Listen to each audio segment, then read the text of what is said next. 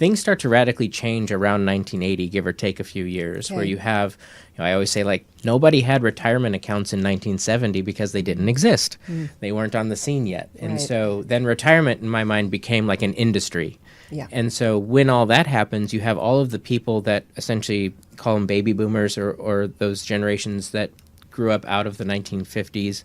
When they start working, they're able to buy homes and basically take over the equities market and then ride that to the top where we are now. And recent studies show that essentially each generation after that has exponentially less ability to earn wealth by comparison, just because prices are high. Right. And so even if they do the same exact savings behaviors, their outcomes are going to be exponentially lower, to the point where now it's sort of believed that millennials almost have no ability to save and earn wealth to the same level as previous generations.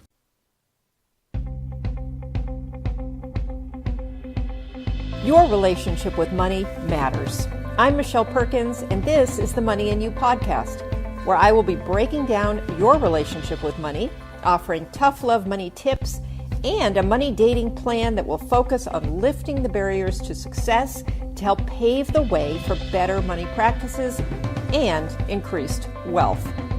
It's time to take control to live a limit-free life. It starts today. Hello, and welcome to the Money and You show. I am so excited about today's show. I can barely talk, actually, so I hope the show goes well, because I need to be able to talk. I have a guest on today who I spoke with, and I speak to all the guests before they come on. I sort of vet them. I make sure that, we have something interesting to talk about and that they're real and they know their stuff. And so this guest in particular, we had a great talk, and I'm so excited about what he's going to share today. I really want you to stick around for this. This is going to be great. We're going to talk a lot about retirement, but in a way that you've never heard before. And whether you're young or on the verge of retirement, this show is absolutely for you. It's about, kind of life-changing ideas, actually. So I am going to introduce you, and my guest is here in the studio, which almost never happens, and as you know, I love that. So he's right here, and we're going to have a great conversation, and you're going to find it fascinating. There's a lot of philosophy in today's conversation, which is what makes this whole topic interesting and fun to me. So you're going to see. Okay, Jonathan Grimm is the author of The Future Poor: How Families and Communities Can Join Together to Survive the Looming Retirement Crisis. He's a licensed financial advisor and founder of Tend Financial and co-host of his own podcast, What's Up with Money. He blends his educational background in ethics and philosophy with his over 20 years of business management and operations experience for a new and fresh approach to finance that he believes is for the economic and social well-being of us all, which is very aligned with the work that I do. Jonathan lives in the Los Angeles area with his wife, Amy, an award-winning marriage and family therapist, and their 3 children, Kate, Dawson, and Rome. Cool names. His lifelong interest includes Star Wars, Lego, football, basketball, and Nike shoes. Welcome, Jonathan. Yeah, it's good to be here. Happy to share, and I'm excited for the conversation. It should be fun. Yeah, this is going to be a great conversation. And I'm going to dive in. If you go to your website, which give me your website again. Thefuturepoor.com. Thefuturepoor.com. Hopefully it's easy to remember. Yeah, and it's also on the screen for those watching on YouTube. He has a video on there that I would suggest everybody watch. It is an excellent video, and I'm going to have him summarize a little bit. It provides history of how we developed the system of retirement that we currently have. And then it talks about how society has completely changed, and so much has changed that to look at that way of retiring at this point in time is going to be pretty problematic, I think. Yes. So, and then he provides some inspiration on what we can do. So, Jonathan. Yeah, so the video it's about 11 or 12 minutes. It was done for an iPhone film festival for a friend, and the idea of it was to sort of, how can I take and compress these ideas that I've been working on for probably the last 4 years or so into something more entertaining and palpable, because it's not always easy. It's sometimes depressing to talk about old age poverty, and so how could we sort of package it up in a nice, neat thing that sort of could walk people through the arc of how retirement is actually sort of a brand new thing in human history. No real concept of it before around the late 1800s. And so it kind of started in Germany, a few different factors, one being a major labor crisis where old people at the time couldn't leave work because if they did, they had no money. Right. And so everyone knows that's a bad situation. And so then how that sort of turned into what we now kind of think of as Social Security, and then how that made its way to the U.S., and then with the Great Depression and World War II, and then a whole new thing sort of emerging after World War II. So from 1950 to 1980, the idea of retiring actually sort of became a thing where you could actually exit the workforce at 65 and be okay. Life expectancy was pretty low still. We also had low expenses. Yeah. We had income coming in from Social Security, and people had pensions back then. We also had low medical expense back then, which is a huge factor in thinking about aging. Right. And then people generally had a pretty simple life by comparison to the complexity that we now engage in. You know, electricity was still entering the whole United States, things like refrigerators, things like iPhones, internet, televisions, all this stuff that we now kind of require weren't even in people's minds then. And so then as you go, that whole system of what made it work, in addition to like what I call our social pillars, whether it be education, faith communities, corporate world with, you know, pensions and income. You also had government support being there. And then you also had familial support. So people stayed pretty close to home. We didn't get out and travel as far from our family of origin as we used to. And so then when you have all of those things that sort of make it work, then if you look now and fast forward, you kind of see that none of those are really there anymore for us. And so then how do we then move forward? Right. And, you know, what's so interesting is people, well, this is a huge part of the work I do because people, stay stuck in their thoughts and beliefs and habit patterns. And so, you know, what was true for you, I hear this all the time, and it kind of drives me nuts because I have a 24 and a 27-year-old. Okay. And how I deal with them at that age from a financial standpoint is very, very different than how my parents dealt with me. Yeah. And people will look at that and go, oh, you know, you're giving them too much, you're whatever. There's a whole lot of thoughts, you know, a lot of opinions I get. But I feel like they're not actually looking at the world today and what it takes to pay for education, to pay for rents, to pay for anything, and how different it is for kids to go off and be independent. I left home at 18. Actually, wasn't hard to do. You could get a job and you could get an apartment, and you know, you couldn't go to Hawaii, but you could do a lot of things. You could live your life. Yeah. And so that's a little bit of a side note, but the point is we get stuck in time. And I think a lot of us still think the world is working the way it did when we launched. Yeah. And I kind of think that in many cases we're stuck in like 1980. I use 1980 as like a good reference point. I was thinking 1982. I was like going from 50s to 80s. That's where like most of my people's who are my age, kind of their heads are still there. Yeah, and you see some interesting things not only within history, but then within markets in and of themselves, where things start to radically change around 1980, give or take a few years, where you have, you know, I always say, like, nobody had retirement accounts in 1970 because they didn't exist. They weren't on the scene yet. And so then retirement, in my mind, became like an industry. Yeah. And so when all that happens, you have all of the people that essentially call them baby boomers or those generations that grew up out of the 1950s. When they start working, they're able to buy homes and basically take over the equities market and then ride that to the top where we are now. And recent studies show that essentially each generation after that has exponentially less ability to earn wealth by comparison, just because prices are high. Right. And so even if they do the same exact savings behaviors, their outcomes are going to be exponentially lower, to the point where now it's sort of believed that millennials almost have no ability to save and earn wealth to the same level as previous generations. Yeah, it's a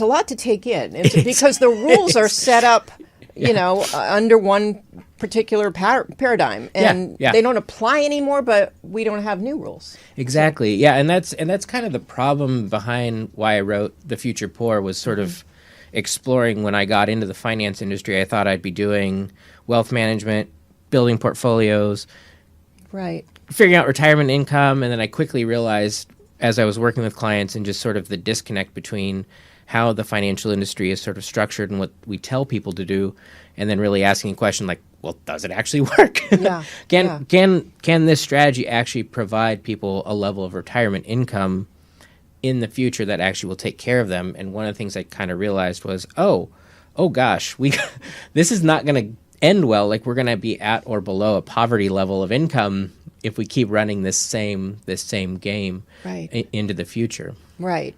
And it's interesting to think about, because I talk about this sometimes on the show, but I recently was taking care of my parents for a couple of years, very recently, and then they passed, and they were taking care of my sister, who has some disabilities her whole life. Yeah. So my dad was really, and my mom, they were very good financially. So they planned, and but they had all these previous generations. They didn't have a pension, but they had a good retirement. Okay. My dad was a professor. But yeah, they managed to be able to get the care they needed, which was extremely costly. Yeah. And to set something up for my sister. And all of these things took place that allowed me to take care of them, and now to take care of her to a point. I mean, and they weren't like rich people. They were, upper middle class people doing the things that the financial industry advised them to do, and it worked well. And I just looked at that whole picture, and I thought, if I were in their position, 20 years from now, I mean, from a financial standpoint, I don't know how I could be taken care of the way they were, or anything. Yeah, what I realized is that the game has entirely shifted. So like those things that I mentioned before, like our social pillars don't really take an involvement in our financial lives anymore. Right. And then the economic things of like, we're not going to have high income. Social Security it's not income replacement. Medicare doesn't cover everything. Then you look at long life, because, I mean, one of the wild things is over the last century, we've increased life expectancy by 2 decades, which we should celebrate that kind of like achievement. But with that, we've also increased the life expectancy by 2 decades. And so now it's a whole different thing of trying to plan for, 5 years, or do you plan for 25 years? Right. What do we do? I love that you brought that up, because just from an ethics standpoint, I mean, we have all these medical advancements that allow us to live a longer life, and yet we spend those last couple decades, frankly, spending most of it worrying about money and will it last? Yeah. Like, that's not fun. Yeah, because retirees tend to cite, will I run out of money as their number one anxiety, because when you don't have income coming in from like a job and you have to live off your assets, that's limited. And so then accumulating more might be out of the question. So then you have to run this real careful paradigm of working with the market. Is the market up, down? Do I take out 5% of my account? Do I want to take out 10 and maybe run out of money faster? Or am I going to live to 70, or am I going to live to 92? Yeah. It's almost an impossible calculation, because we still can't predict the future. And so then when you put all those things together, you end up with this real moral equation that we have to really come to grips with now, whereas most people, I think, tend to just think of it as a personal economic thing. Well, just save more, or just cut your expenses, all those sorts of things. But there's a whole lot more at play, especially when you think about old age poverty and people being, I always say poverty is always the biggest tax on any society, whether that's for individual level. Poverty doesn't help you in any way, shape, or form. Right. For a family or for a local community, it's very bad. And then socially, in like for a larger society, it's never a good thing. And so that got my alarm bells ringing of like, okay, what do we do if we have 20 million poor people over 65? Like, what in the world do we do to solve that? Because that's a huge issue. It's a huge issue. We know it's coming, because the baby boomers are all, getting older right now. And it's a little fascinating. I mean, I guess part of the excitement of having you on was to have somebody who is in the finance industry but is a critical thinker about the whole thing. And this idea that we just go along and sort of don't think about it. It's what I always teach people not to do with their personal finance. Don't avoid looking at your money, and yet we're avoiding these societal issues. Yeah. One of the things that I started looking at was, okay, if the idea of retirement and exiting the workforce at 65 and living off your assets is kind of gone, well, then let's just remove that from the equation. And so I might be the weirdo in the financial advising space that kind of goes, smart one. Well, let's, maybe, thank you, I appreciate the compliment. But I might be the one that just says, well, if that's the problem, why don't we just remove that and try something different? Right. And that's where I started looking at from a different perspective. I mean, you mentioned like old age care. Like most people don't plan for old age care until they're 65, 70, and then in that case, they might not have enough accumulated, or the financial tools that do that the best, they might be restricted from even having access to. Yeah. And so that caused me and my financial planning partners to kind of rethink the whole thing and say, what if we, instead of going accumulation and then distribution, what if we start with distribution in mind? And what you actually need money for. Right. Will that then tell us how and where we should accumulate money so that when you get to 70 or 80, you've got the right tools in place ahead of time.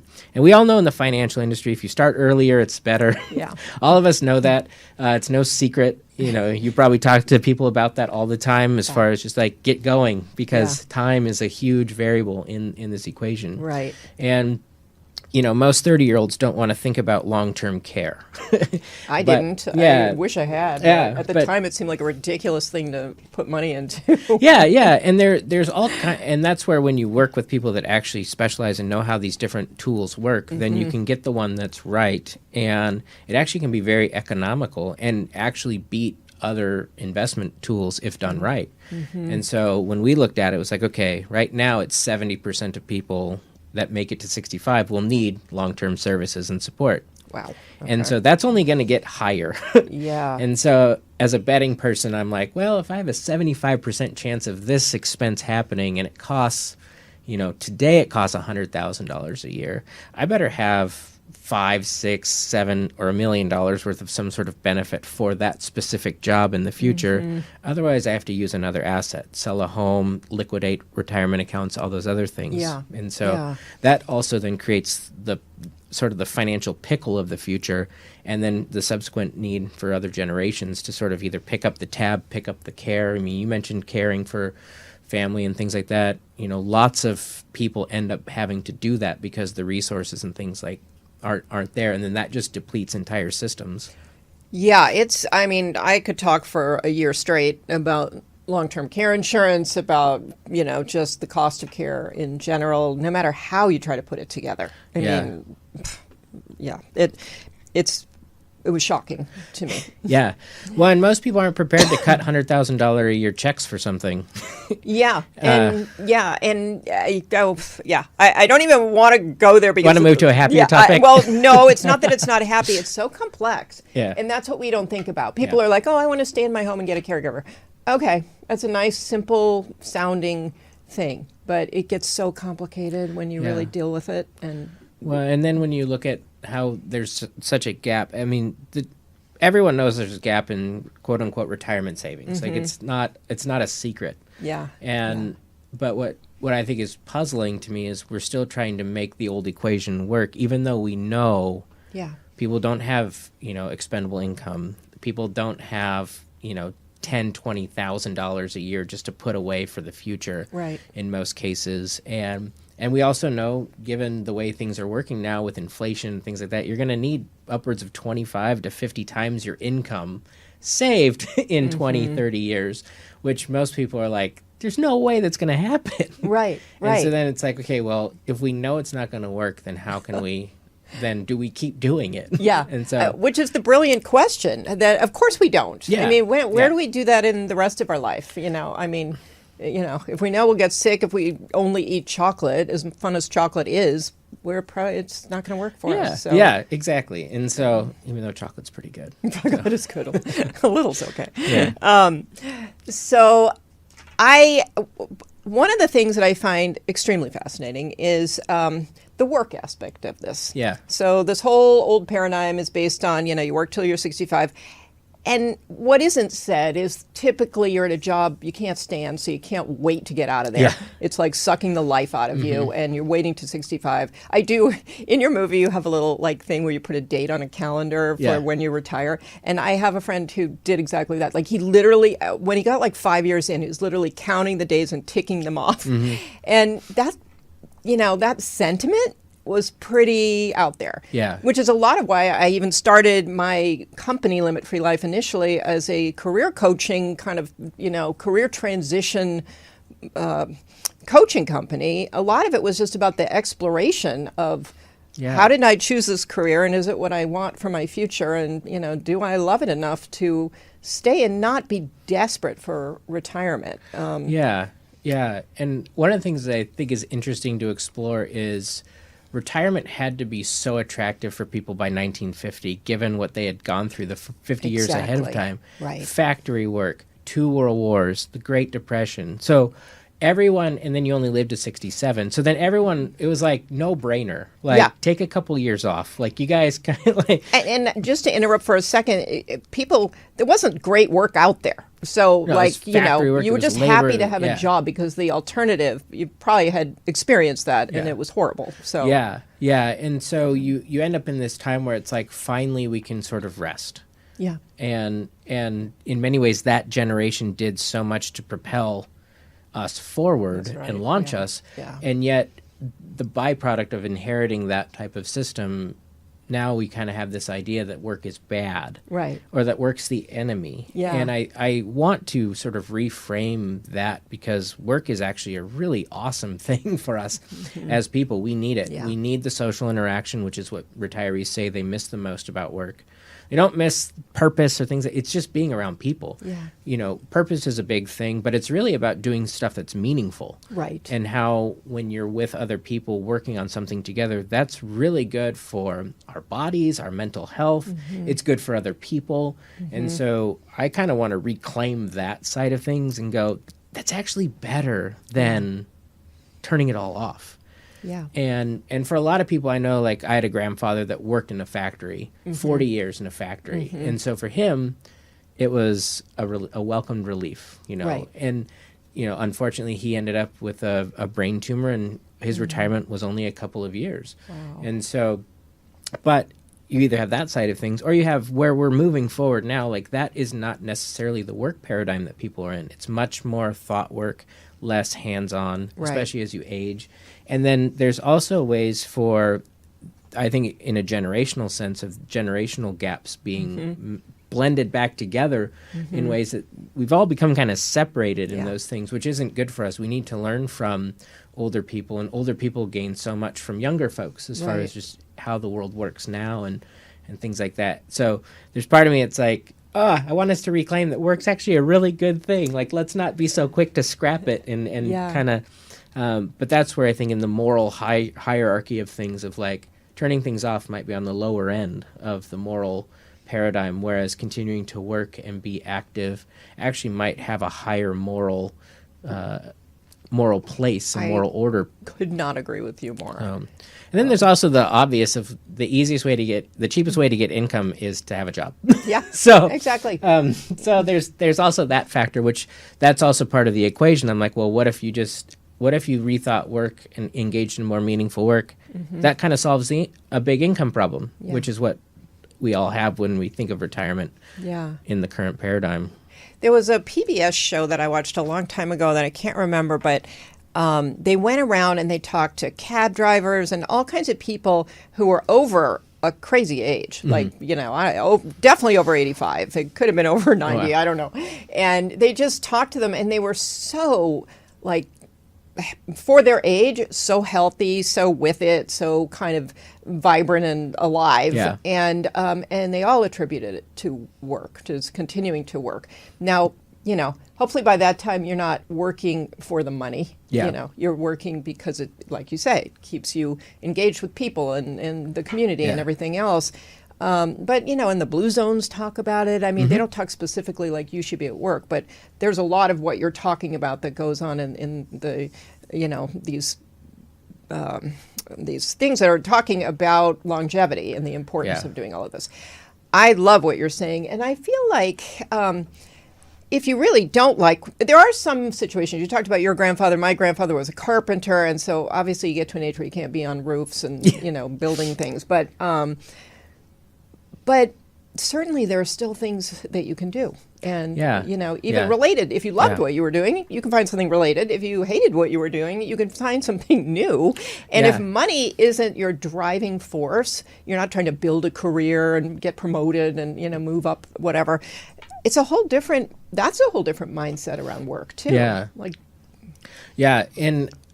I like one of my favorite movies in regards to this is with Robert De Niro with The Intern. The Intern. Love that movie. Yeah. But it's such an interesting thing to like watch it from a different perspective of thinking about the moral and ethics of like being older and being in a community and seeing what can happen and being open to that I think is really, really interesting. Yeah. And part of my hope in writing the book was to sort of bring that back to life and essentially hopefully move us back from we've become so individualized in some of this stuff that we've lost what matters in some of these cases. Right. And then we've lost that side of what work, of the social interactions. Most people say that, at work, that's where they find friends. That's where they find deep social connections and things like that. And so if we can remember that, then I think we start to think differently and can then engage not only financial things, but then just the way we approach and think about where we're heading and where we're going. That can really change a lot of what's at the heart of this problem. Yeah. I think it's just fascinating. And the intergenerational aspect of this, I think, is really important too, because especially today, I think it was always important, but now, and I don't know, I feel like every generation thinks that theirs is so special and different, but I feel like we have a lot of kind of the old wisdom that's kind of getting lost, and the younger people have all the technological, know-how and everything else. And so you start combining these things, and I think it's, you can do some amazing things. Yeah, and it's really powerful when you combine all kinds of different resources together. You see it. You've probably seen it with organizations and things that you've been a part of and worked with and helped, and you've seen it with families and people. When you start to combine these different skills and essentially build an organization, whether it's small or big, and it's resources in terms of money, talents, abilities, thoughts, ideas. You put all that together, technology. You actually can get something that's way better than anything we can do on our own. Yeah. And so, and you see that the things that succeed the most are the ones where there's lots of different hands and lots of different ideas, people bringing to the table their contribution. Sometimes it's just money, and sometimes it's ideas, or, someone that's able to organize people, and you put all that together, and you get something magical. Yeah, absolutely. Yeah, I love this. So, there's a lot to look at. We could talk about this for hours. I know. And it's such a, it's always a beautiful idea when you have a new vision for something. And, it's hard to have a new vision for an entire society. And, I mean, all the biases, the ageism comes into play with respect to work. And there's just so many interesting aspects to this. But on maybe a more micro level to try to help people, think differently, look at things differently. How do you talk about this with your clients, for example? Yeah, so with my clients, I really focus them on essentially what we call the distribution phase. And I don't mean that just to be like from age 65 on, which is how most of the industry thinks of distribution. Because we kind of need money all of our life. Right. And so we're always needing access to money for, vacations or an emergency or, oh, my kid broke his arm. Right. All those things sort of pop up. Life's not linear at all. And so part of what we want to do is go, hey, life's got a ton of risks. As you go deeper into like real deep financial advising, they'll tell you like, oh, there's 40 risk factors you got to solve for. And you're like, oh my gosh, there's no way. But then you're like, okay, most of the industry focuses on 3. And they leave out so many. What are those 3? Oh, the 3 usually are investment risk, longevity risk and inflation risk. Those kind of, because it's still built on trying to get you to 65 and then turn that into income. And so then those those rise to the top, as opposed to, well, does your 401k do a good job of paying medical expenses? Maybe not. Yeah. And so that's where trying to educate and go, we kind of begin with, hey, we all know it. We all feel it. We all experience it. So let's actually plan in a way that embraces it and it acknowledges it. And then with that, it's explaining, hey, these things are going to happen in life. Right. And we want you to be prepared. And so you're going to need money at some point. You also need your money growing. It can't just sit. Right. You know, you need to not be in loads and loads of debt. You know, you know, a lot of people right now are rethinking home purchasing. Some people feel like it's out of the question. So then it's like, okay, well, what do we do as an alternative? And not being closed to just being like, no, you got to do it. Like, if you don't, you're a failure in some way, shape, or form. Yeah. And so a lot of what we try and do is just reduce financial anxiety through actually having plans that are simple and they just make sense. And so a lot of the stuff just is either too complicated or it doesn't make sense for people. Or they look at it and go, so if I don't spend $20 a month on Starbucks, that'll somehow turn into millions of dollars in the future. And they scratch their head and they run the math and they're like, what am I going to do with $9,000 in 7 years? Yeah. And then they're like, I'd rather have my Starbucks. Right. And so, you know, there's a blending there of how we can do both, but also the acknowledgement that, like, I'm not going to save $1 million by not having Starbucks. That's not the barrier. Right. And so, and I think with social media and stuff like that, people are a little bit more wise to some of that stuff and calling it out, which is great. But then you get the other side of social media, which is you get some really wild stuff of, like, the best thing to do is buy 10 homes before you're 20. And it's like, who could do that? Let's talk about social media and the financial advice that's being given. Because I know my kids are watching it and they're taking away a lot. I wish I could go in and, like, pick and choose what they listen to, but I can't. Yeah, it's a real interesting thing. In one way, it has opened up a lot of education onto things that may have been under the radar, or certain gurus just say are bad, and so then you have other people saying, well, let's rethink this. The other side of it is you get a lot of nonsense out there. And I piggybacked off of an article that was like 5 red flags for, like, looking at the financial advice you're getting. And it's really interesting because, like, most people don't know that a lot of the advisors that they think are professionals or have been in the industry for a long time have no credentials. And that's usually surprising for people. And so I always say, like, if you see someone on TikTok, go to a thing called Broker Check and see if they actually have any licenses to do it. And you'll find, like, most of the best sellers, some of them have some industry experience and things like that, but most don't. Are they just talking from their own experience? They had something went well and they're like, now I'm an expert? Their own experience or their own paradigm that they've built. And sometimes people confuse the fact that they've built a successful business with its actual sound financial advice. And so sometimes those go hand in hand, sometimes they don't. They don't. And so that's important for people to be aware of. And then really asking, I always tell people, like, let's just ask questions like, does it work? Yeah. Will doing this strategy actually produce the results? And for when you go to use your money, did it accumulate in the way that then will work?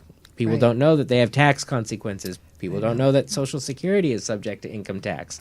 All these different things that then people are like, oh my gosh, I didn't know that. Like, it doesn't work as well as I thought. And so, that's where when you work with someone that's actually strategic and actually is thinking in terms of sort of a new paradigm and being honest with, like, it's really hard for me sometimes to sit with people and be like, retirement's probably not in the cards the way you think. Like, it saddens me because, like, people built that up. And, but then I also don't, I've told this to the other advisors that work with me. It's like, I don't want to sit across the table from a client in 15 to 20 years and say, hey, you know that plan that I did for you? It didn't actually work. And they sit there and go, but you were the one that told me what to do. And so that's a commitment that I've personally made, and the people that work with me, they sort of follow the same. And so, whereas I think a lot of advisors are going to have that conversation in the next decade or two with clients when it comes to, especially when it comes to, like, retirement in the traditional sense of 65. Yeah, yeah. And, you wonder if any financial advisors are actually having the conversation about, okay, so you're 55, you want to retire from this profession you're in at 65 or this job, but, maybe you should be thinking in the next 10 years of what else you could do to earn some money. I doubt that's ever a conversation. But. Yeah. Well, I do a lot of research, and so Okay. that's one of the. I always have facts and figures and studies and things like good. that. So it's one of my weird quirks. But we always tell people like, hey, $1 million portfolio, like that's like a target that has been put in front of people, and so you just do a little bit of research and you find that there's less than 1 million people that are essentially 401k or IRA millionaires in this country. Less than how many? Less than 1 million. And so that's a third Wow. of 1% of adults. That's frightening. And Yeah. so then you go, okay, then what's the likelihood of then the other people getting to 1 million? And then you look at, the median is 30,000. So there's a huge gap between 30,000 and a million, and it takes a lot of energy and effort and the absolute best market conditions you could ever imagine to bridge that gap, Right. which is it then goes back to why I felt important to sort of rethink the paradigm and write the book and do all of that stuff. Well, and what you're talking about too, when you think about it, we're not robots yet, and Yeah. yeah, because money is so emotional anyway. That's a lot of my whole process is trying to understand your relationship with money. It's a very emotional thing. Yeah. So when you talk about what you're talking about, all I can think about is people are going to listen and just think, forget the whole thing. I'm just going to go buy some more ice cream. I mean, it's like, how do you, if you're the guy with the $30,000 and and you're 35, 40 years old, and you don't see a lot of change on the horizon. I mean, this is not, just from an emotional standpoint, your decisions are going to be different. Yeah. And there are ways that those decisions can work against you or work for you. Right. And I think my goal is to figure out how do we sort of expose this and then not go the route of just being absolutely depressed by it. Right. But then, I in my book, there's a section where I've had multiple friends just be like, well, tell me there's hope. Like, just stop depressing me. Like, ugh. Here's the future poor book. Read it. It's like, and I'm like, no, it really is a hopeful message that like we can choose to do things different. Yeah. As individuals, with the way we plan and think, within our families, within our communities, within our faith communities. Like, I think faith communities will play a really important role in the future. They kind of have the moral sense of poverty is something that we should fix. Most faith communities have that as some sort of ethic or ethos that's foundational. And how can the government sort of then rethink its position and policies? Education's a huge one. Like, how do we stop giving 18-year-olds $200,000 loans? And perpetuating sort of that problem as well. So there's a bunch of different things that kind of can just be reshaped if we adopt new things. And then just being depressed and going, well, screw it, I'm just going to do whatever I want. That's not a solution either. No, it's not. Yeah. And so, but then and I find this is where in the conversation, then people go, what do we do? And it's like, okay, well, there's a few things. One, we need to have high civic involvement again, where that's been on the decline for years. Yeah. And that will open us up to a paradigm of, I call it pooled resources, but I also let people know, like, there's two groups of people in this country that do pooled resources very well. The poor do it out of necessity because they just have limited things. And you see that within communities. There's some books about different economies, like out of Detroit and things like that are really fascinating to read. But then you also see it on the wealthy side, too. The wealthy are really good at using pooled resources. The middle class does not. And so it's a fascinating idea. So the middle class does not do finance together in any way, shape, or form. It's mine. I earned it. I spend it. Don't talk to me about my money. You probably experience this as you talk to people as well. Like, there's this real guard about, part of it is most of us carry around a lot of shame and anxiety around it. And 100%. it's like, let's get out of that. Like, because that's not going to help us. We need to move forward with some of these things and change some of the ways we do things and look at things a little different, and then come along with some really viable solutions, Right. not only from like the social and ethical side, but also that's where I think my book sort of has an interesting blend, because I take that as well as I am licensed in this stuff, Yeah, and, yeah. and I spend a lot of time and understand how these different things work. And so when you combine those two, I think you get a very different paradigm, and hopefully a very different book than any that's out there at the moment. Yeah, I am sure it is, and I can't wait to read this book. I'm going to share it with It's people. coming soon. Oh, so it's not out yet. It's They not. can't- It's not out yet. Yeah. Okay, cool. So you'll Beginning of the let year. us know when it is. Yeah, Because, beginning of the year. Yeah, I hope you'll do some pre-sale Oh, kind of yes, stuff. Yeah, that is coming. You know, that was such an interesting point about the middle class being different in that way, and I can see that. And it makes me think differently, because there is a lot of shame, and I always sort of think that most people, you know, regardless of their situation, feel that, and a lot of sort of a scarcity mindset, which is like, you know, when people hunker down and think there won't be more, so they, you know, keep and don't talk about it. And but I find that the pooled resources idea is really interesting on both ends of the spectrum, because that is kind of a wonderful thing, and people are talking about money. I mean, they're talking about what they don't have on one end and what they do have on the other, which, you know, probably better to be talking about what you're hoping to have and what you're planning to have.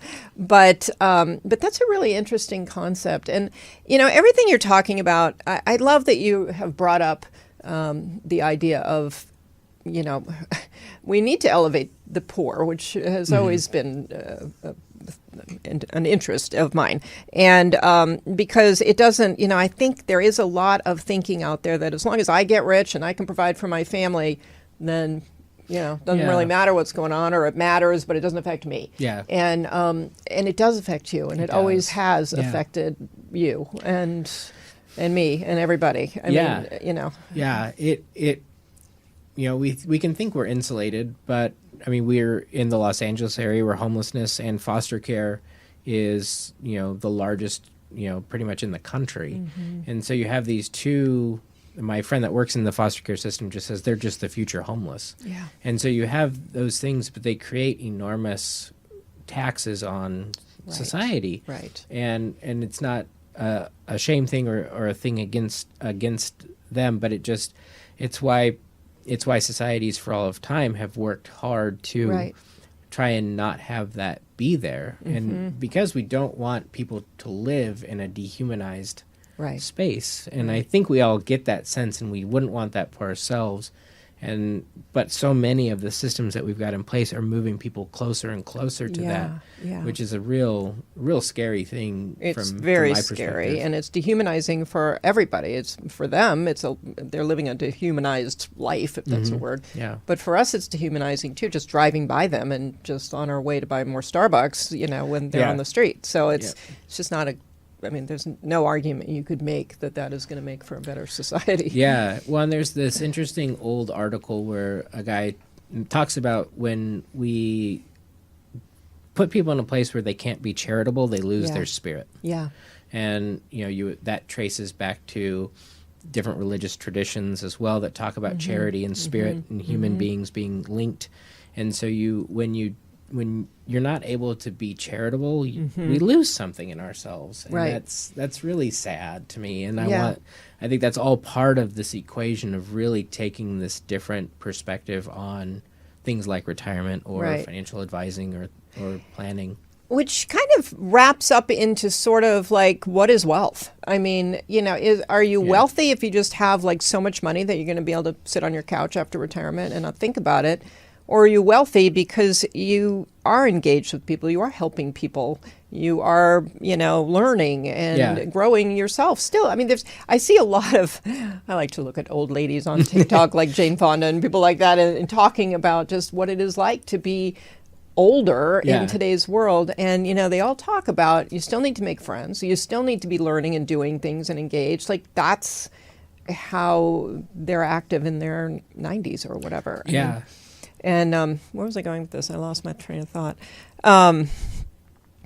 I just think all of this is so fascinating that I literally forgot my point on that one. I'm sorry. Well, that's my goal. Sorry. That's my goal is to, Yeah. is to be so engaging and entertaining that you lose your thought. So. But we do wealth. Okay, Wealth. What is wealth? I mean, you really have to ask yourself that, I think, before you sit down. Because for some people, wealth is not about having the most money. It's about, being able to enjoy your grandkids and be healthy and travel or whatever it is. I love the idea that just like your career should be kind of something you create, so should the concept of wealth. It's up to you what's wealthy. Yeah, and in doing this, one of the big sort of pivots that I made was thinking in terms of health as opposed to wealth, and studying public health research and essentially studying something known as the social determinants of health, where they basically have globally studied that where 5 things exist, people are healthy, and it's a real simple equation, and we've pretty much missed it in a lot of ways here. But it's economic stability, access and quality healthcare, access and quality education, built environment. Those are things like roads, grocery stores, those sorts of things that sort of create mobility and things and structure, and then it's social and community context. And so in most cases we're not doing any of those very well anymore, and then where those exist we find extreme health in people, and like the US just fell out of the top 20 on the global retirement index this year. Oh, I didn't know there was a global I retirement know, index. nobody does. Again, all this weird stuff I look at, but we're now number 22, and so then when you compare, like when we keep falling, and I think it's because those 5 factors are moving further and further away from people, and essentially just creating a less healthy America, or a less, now I sound like a politician, but a less healthy environment for us to really succeed. And so how do we get back to that? Because I think we've had it in the past. I think we had it too. So that index, that's saying that we're falling in terms of how great a situation you're going to have in retirement, or what exactly are we it's essentially assessing? There's a bunch of different factors, but it's essentially looking at the possibility of someone having, it's essentially looking at old age and going, quality of life, these countries do a better job of providing quality of life, stability, resources for people as they age, especially when people get into situations where they can't take care of themselves, either through mental illness, physical disability, or their frailty. All those different things start to come into play. Right. So we are dropping.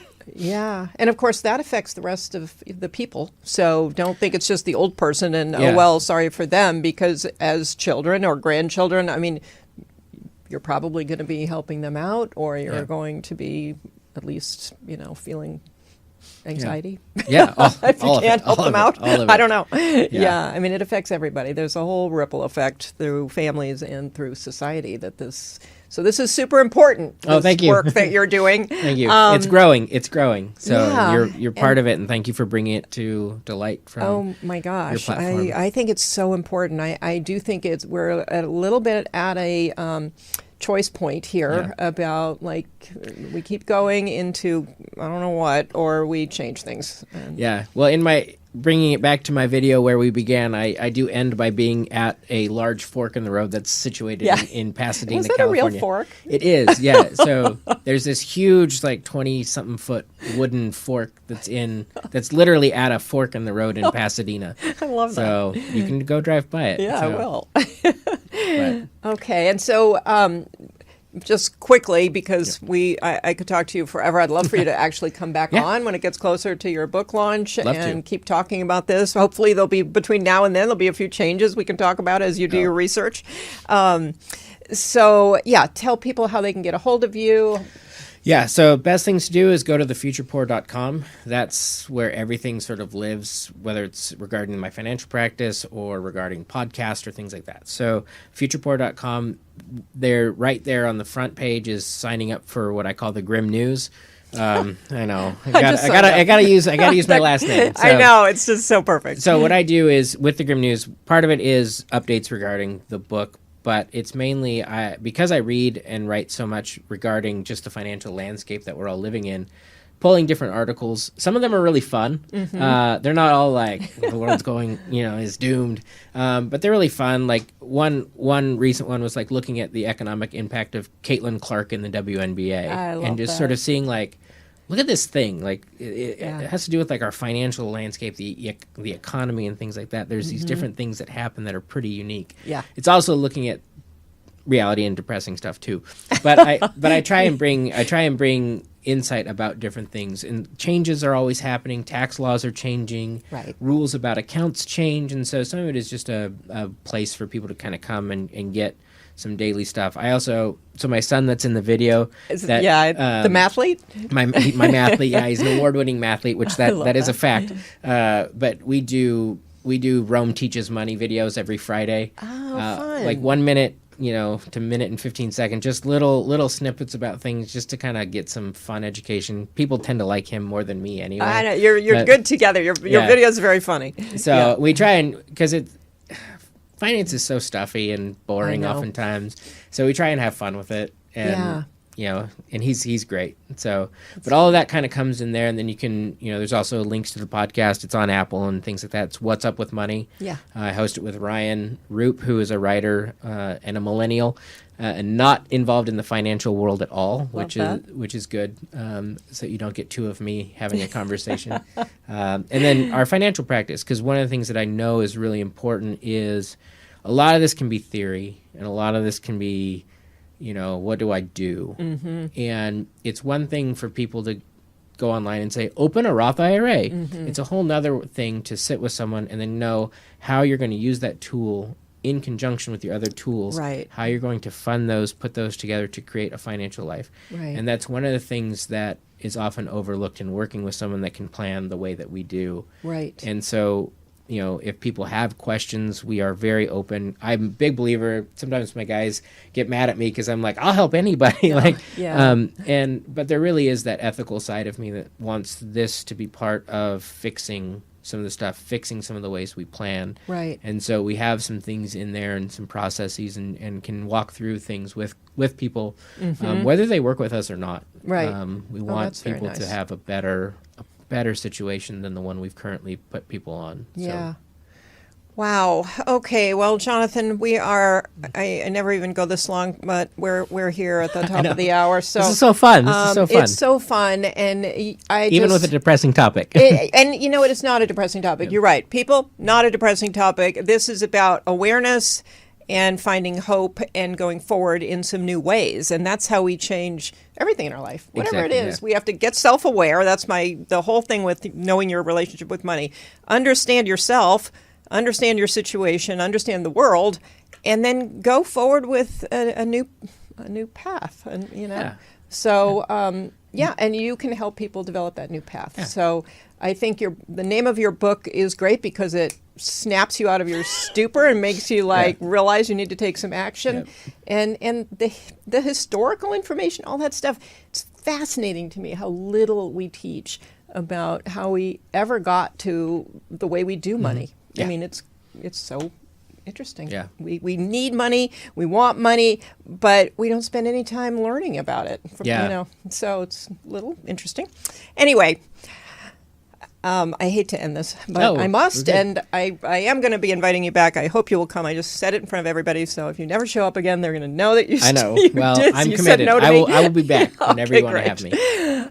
And listeners, thank you so much for being here. I love today's show, and I really hope you'll listen to it, take it in, check out Jonathan Grimm's website and thefuturepoor.com, and get his book when it goes on pre-sale, and just think about this stuff. This is fascinating stuff. This is meant to get you also thinking critically about all things finance and your life and what you need and want.